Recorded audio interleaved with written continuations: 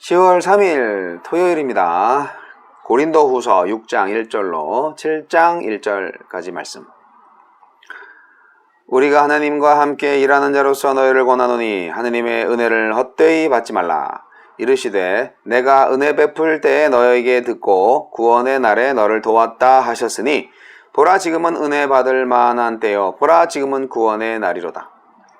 우리가 이 직분이 비방을 받지 않게 하려고 무엇이든지 아무에게도 거리끼지 않게 하고 오직 모든 일에 하나님의 일꾼으로 자천하여 많이 견디는 것과 환난과 궁핍과 고난과 매맞음과 가팀과 난동과 수고로움과 자지 못함과 먹지 못함 가운데서도 깨끗함과 지식과 오래 참음과 자비함과 성령의 감화와 거짓이 없는 사랑과 진리의 말씀과 하느님의 능력으로 의의 무기를 좌우에 가지고 영광과 욕됨으로 그러했으며 악한 이름과 아름다운 이름으로 그러했느니라.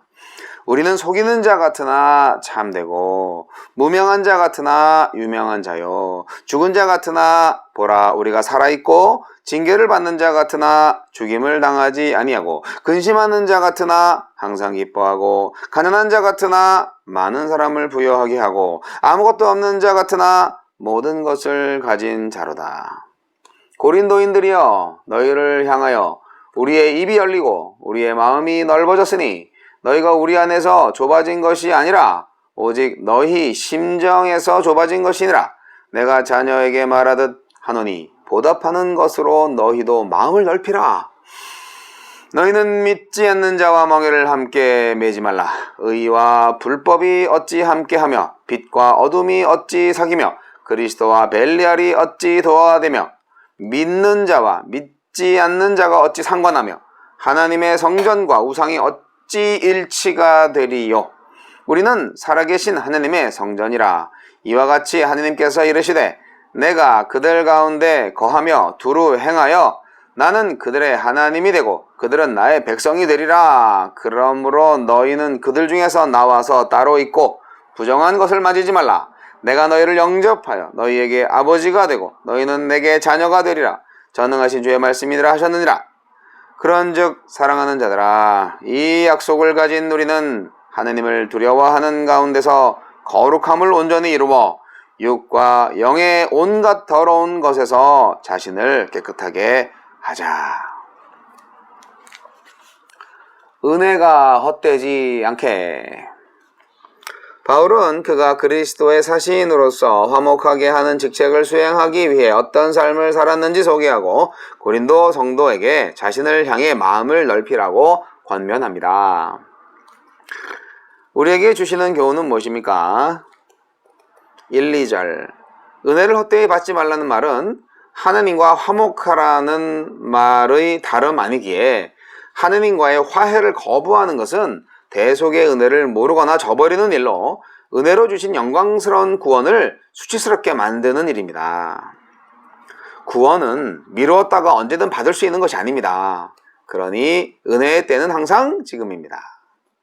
3절로 7절 바울은 화목하게 하는 직분이 대가를 치러야 하는 일이지만 그럴 만한 일이었다고 밝힙니다.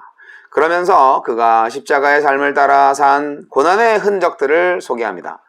물론 고난 자체가 사역자의 신실함을 증명하는 것은 아니지만 고난 속에서 보인 그의 태도, 깨끗함, 참음, 자비, 거짓 없는 사랑의 등은 그가 하느님의 신실한 일꾼임을 입증합니다. 8절로 10절 그리스도인은 그리스도와의 새로운 관계 때문에 인생이 달라진 사람들입니다. 사는 이유도 삶을 지속하는 힘도 자신의 삶을 평가하는 기준도 달라집니다. 그래서 바울은 주와 동행하고 주를 전하는 삶에 고초와 비방, 가난함과 근심이 따르는 것이 전혀 모순되지 않고 그것이 전부도 아니라고 밝힙니다. 오히려 그것은 하느님의 은총과 능력이 머무는 조건이요 새언약 시대의 역설적인 성도의 삶입니다. 11절로 13절 고린도 성도의 마음은 대적, 즉 거짓 교사에게 미혹되어 옹색해졌지만 바울의 마음은 한결같습니다. 그러니 이제 자신의 관용에 화답하여 마음을 넓히라고 호소합니다. 나는 누구에게 어떤 이유로 마음이 좁아졌습니까? 나를 위해 한없이 마음을 넓히신 주님을 생각해 보십시오. 14절로 7장 1절 믿지 않는 자와 멍에를 매지 말아야 합니다. 의와 불법, 빛과 어둠이 공존할 수 없고 하느님의 성전과 우상이 일치할 수 없기 때문입니다. 격리되어 살라는 말이 아니라 그들의 불법과 어둠에 참여하지 말라는 뜻입니다. 성도는 하느님과의 동행을 방해하고 거룩한 백성의 정체성을 뒤흔드는 일을 용납하지 말아야 합니다. 그것은 하느님과의 화목을 위해 아들을 내어주신 영광스러운 은혜를 조롱하고 모독하는 일입니다. 그러니 하느님의 자녀와 백성 삼아주신 은혜를 세상 정욕과 바꾸지 않아야 합니다.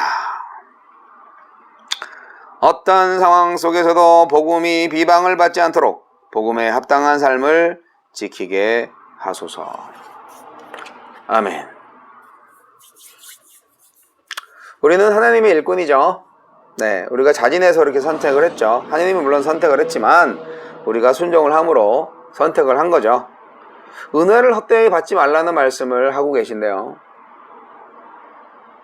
은혜가 헛된다는 것은 결국 예수 그리스도의 십자가의 사건이 헛되게 된다는 것을 말하는 건데요.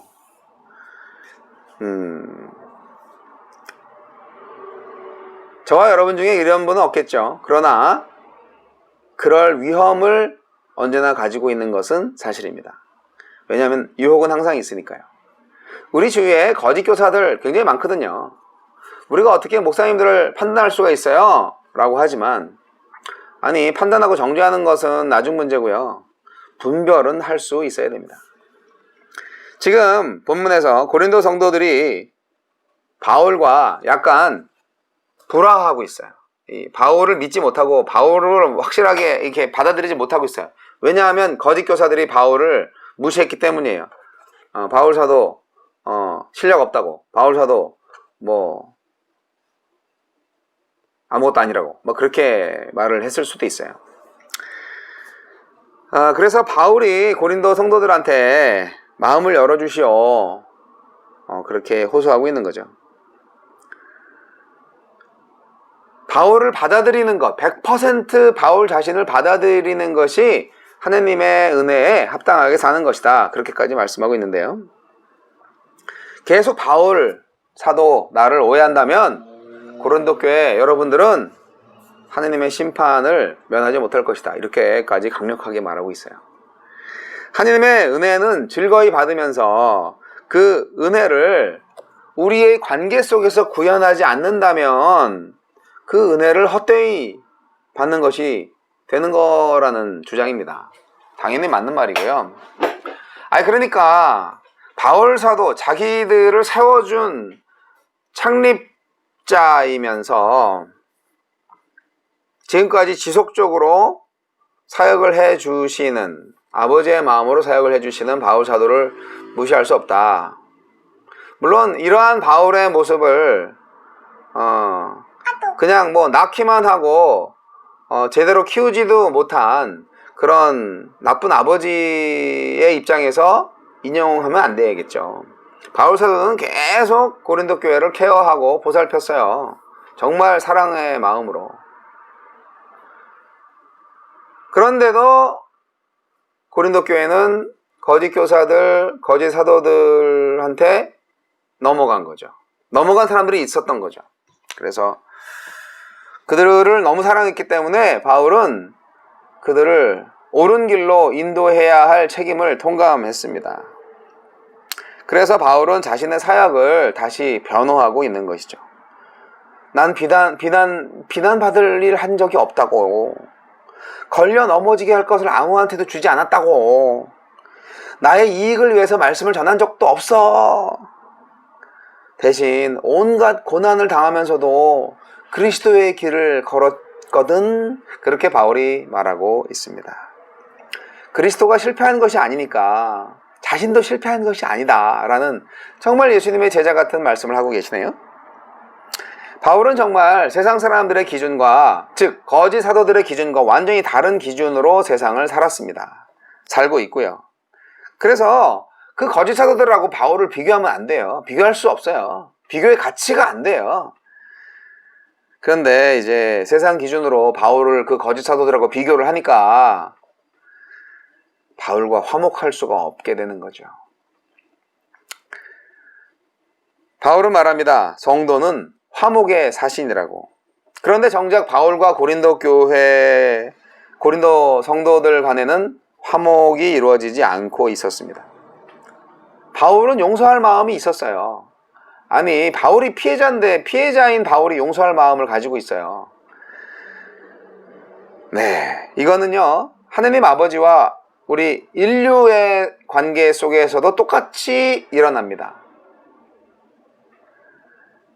하느님 아버지가요, 죄인인 우리 자녀들에게 먼저 손을 내미셨잖아요. 죄는 인간이 졌는데 하나님이 먼저 화해의 손을 내미셨잖아요. 아니 뭐 예수님을 보내달라고 인간이 그랬나요? 그런 거 아니잖아요. 그러나 하나님이 하셨잖아요. 바울도 이 마음을 가지고 있는 것이죠. 모든 그리스도인은 이런 마음을 갖고 인간관계를 회복시켜야 합니다. 영적인 자녀들인 우리 성도들은 아버지의 마음을 가지고 이제 바울을 받아들여야 합니다. 의심의 안개를 걷고, 그렇게 바울은 호소하고 있습니다. 바울은 성도라는 것이 무엇인가, 그리스도인이 무엇인가, 다시 백투 더 베이직을 하고 계십니다. 우리는 새 언약 백성들이다. 하느님의 자녀다. 살아계신 하느님의 성전이다. 그러니까 거짓 사도들이나 그들이 미혹하는 세상적인 것과 절대로 함께할 수 없다. 깨끗하게 몸과 영을 지켜 나가야 되고, 하느님을 기억하고 두려운 마음으로 우리의 몸과 마음을 거룩하게 지켜 나가야 된다. 이렇게 설교하고 있습니다. 은혜가 은혜되게. 그렇습니다. 그리스도인은 사는 목적도, 사는 방식도, 사는 관계도 받은 은혜에 합당하게 해야 합니다. 은혜는요, 신자의 존재 기반이에요. 은혜 아니면 살아갈 수가 없잖아요. 이 세상과 정말 다른 방식으로 살게 하는 원동력이 바로 하나님의 은혜입니다. 바울은 은혜가 헛되지 않게, 은혜의 직책이 비방을 받지 않게 하려고 자신이 어떤 삶을 살아왔는지 말씀해 주셨습니다. 대가를 치러야만 감당할 수 있는 인생이었지만, 그런 사역이었지만, 그러나 정말 대가를 치를 만한 가치가 있는 삶이었고 사역이었다 하는 것입니다. 사실 저를 포함한 요즘 많은 목사님들이 벌써 몇 달째 비대면 예배를 준비하기 위해서 교회에서 성도들을 만나지 못하고 이렇게 카메라 앞에서 말씀을 전하는, 예배를 인도하는 일을 하고 있잖아요. 사실 답답합니다. 성도님들을 만나고 싶어요. 예배 가운데에서 함께 호흡하고 싶어요.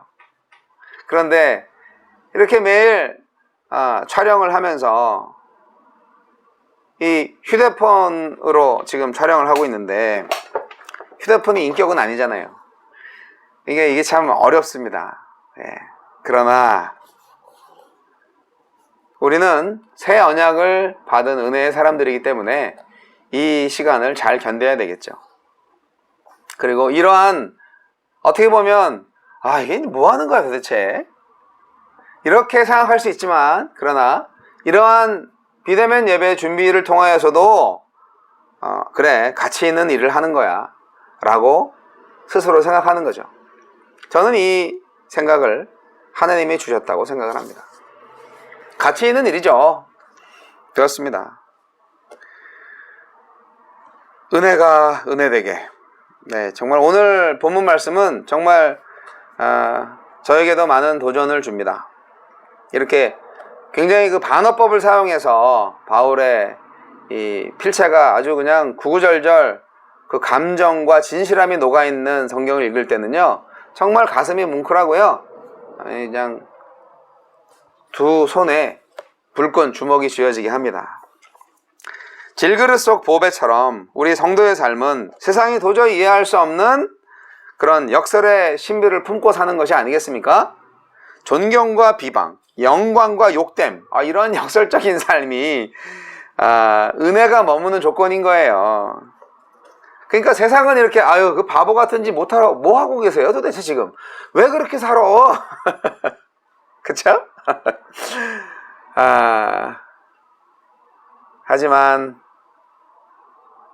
그것이 바로 우리가 하느님과 동행하는 삶을 사는 것이고 바로 하느님과 함께 일하는 사람이라는 증거가 아닐까요? 예, 그렇게 반증한다는 거죠. 저 사람 하느님 그렇게 잘 믿고 그런다는데 맨날 병은 낫지 않고 힘들게 살고 있어. 왜 저래? 그렇게 열심히 헌신하고 봉사하는데 남는 게 뭐가 있어? 그렇게 비방을 받을 수 있잖아요. 힘이 빠지죠. 네. 이사야 선지자도 그런 말을 받았을 거예요. 이사야는 이렇게 고백합니다. 그러나 나는 말하기를 내가 헛되이 수고하였으며 무익하게 공연히 내 힘을 다하였다 하였도다. 참으로 나에 대한 판단이 여호와께 있고 나의 보응이 나의 하느님께 있느니라. 이사야서 49장 4절 말씀입니다. 우리는 이러저러한 판단과 비난을 받을 때가 많이 있습니다. 세상에서 보는 눈으로는 속이는 자 같죠. 하나님이 있다고 하는데 없는 것 같아요. 네, 인정받지 못할 때가 있습니다. 정말 인정받지 못하는 것만큼 힘든 것도 없죠. 무시당하는 것만큼 힘든 것도 없어요. 하지만 저는 확실히 바울 사도를 통하여서 다시 한번 말씀드립니다. 복음을 믿고 전하는 사람, 하느님과 함께 일하는 사람은 진리를 전하는 사람이고 사람은 모른다 하지만 하나님께서 인정하시고 기억하는 자라는 것을 절대적으로 잊지 마시기 바랍니다. 약하고 아프고 병들지만 몸과 영혼이 사는 사람이고 근심투성이 환경이지만 기뻐하는 사람이고 가난하지만 복음의 풍성함을 나누며 사람들을 부요하게 하는 사람이라는 사실. 우리는 하느님의 나라를 상속받은 아들과 딸입니다. 할렐루야! 네, 은혜의 때를 미룰 수 없습니다. 은혜는 바로 지금입니다. 은혜되게, 은혜가 헛되지 않게 오늘 어떻게 살아야 될까요? 세상과 타협하지 마십시오. 네, 복음에 합당한 삶을 사세요. 네, 거룩하지 못한 삶을 포기하세요. 주님께서 우리에게 거룩한 삶을 살게 하기 위해서 은혜를 주셨습니다. 우리는 하느님의 사람들 맞죠? 아멘.